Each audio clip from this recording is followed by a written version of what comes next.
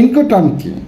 ইনকোটার্মস হচ্ছে international commercial terms, অর্থাৎ আন্তর্জাতিক বাণিজ্যিক শর্ত বা নিয়ম।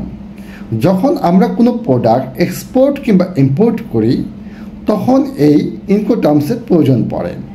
এলসির মধ্যে সুনির্দিষ্টভাবে উল্লেখ করে দিতে হয় আমরা কোন ইনকোটার্মসের আন্ডারে প্রোডাক্টটি নিতে যাচ্ছি। ইনকোটার্মস মেনলি ক্রেতা এবং বিক্রেতার মধ্যে এক ধরনের সমঝোতা। কিসের সমঝোতা? কে কতটুকু খরচ, দায়িত্ব এবং ঝুঁকি বেয়ার করবে সেটার সমঝোতা এই ইনকোটার্মসের মধ্যে দিয়ে হয়ে থাকে। ইনকোটার্মস মেনলি 11টি, তার মধ্যে 7টি হচ্ছে মাল্টিমোডাল। মাল্টিমোডাল বলতে কী বুঝি?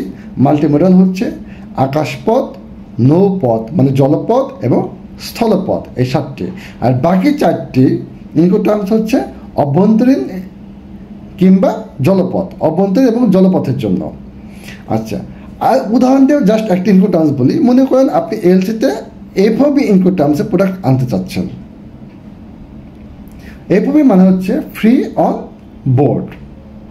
এই যদি ইনকোটার্মস এইটা উল্লেখ থাকে তাহলে ক্রেতা এবং বিক্রেতার দায়িত্ব কর্তব্যটা কী এবং ঝুঁকিটা কী।